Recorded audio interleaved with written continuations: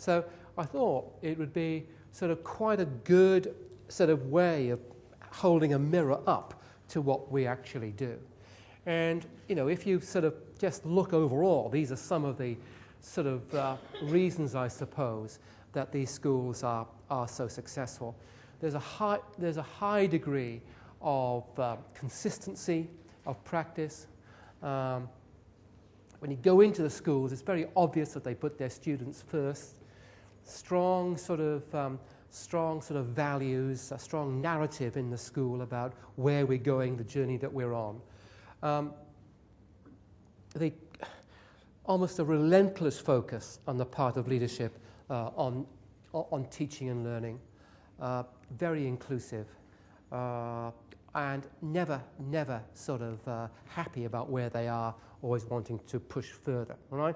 Now, I know from being to a lot of your schools that you share a lot of those sort of characteristics. But I think, and this is why, you know, I think that why we want to take this slightly new track in terms of leadership is that it is leadership which is the key determinant here. This doesn't happen without actually quite strong forms of leadership, and I'm using leadership here as a function, not as a role.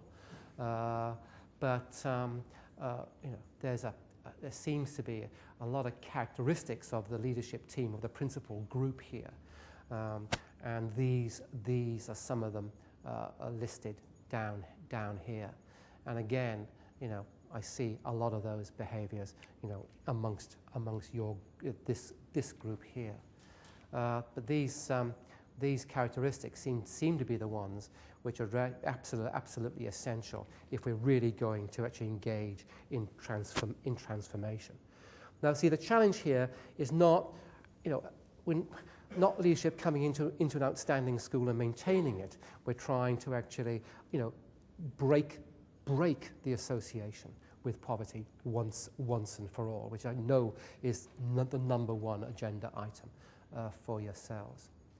Now, as I was sort of talking this through with Vic Zabar yesterday, you know, this is, you know, I think the findings which I'm going to share with you in some detail in a moment, you know, are pretty consistent with what Vic was finding in terms of the outstanding schools here in Victoria. Strong leadership that is shared, high levels of expectations, orderly learning environment, and a focus on what matters most. And then the sustaining factors that they were seeing was building teaching and learning expertise, structuring teaching to ensure all students succeed, using data to drive improvement, a culture of sharing and responsibility, tailoring initiatives to the direction of school, engendering pride in the school. So I think there's a high degree of correlation between the types of things that Vic was finding out and the types of analyses that we've been doing on these schools here. So with that as sort of a bit of a background, the questions that I want to ask is sort of how did they do it? How did they keep it up? And where do they go from here? And what I really want to focus on this morning is the answer to this question here. How did they do it? Because I think it's the dynamics of this which I think is a learning point for us.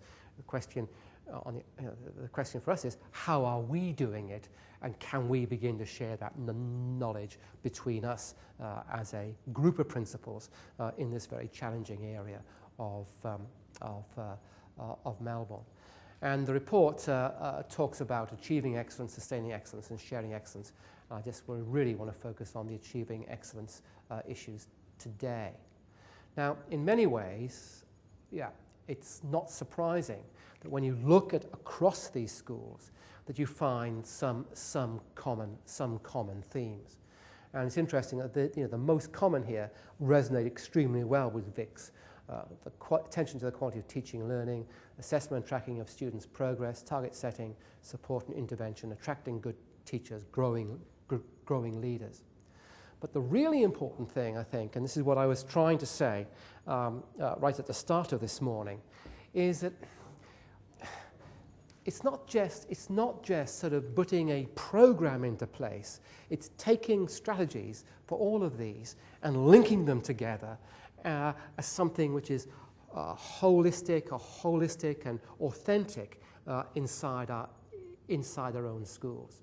If these schools don't value innovation for its own sake, but only when it adds something extra, the practices described here are not off-the-peg tricks. They sort of mesh together and they work, I can't say that word, synchronously, all right?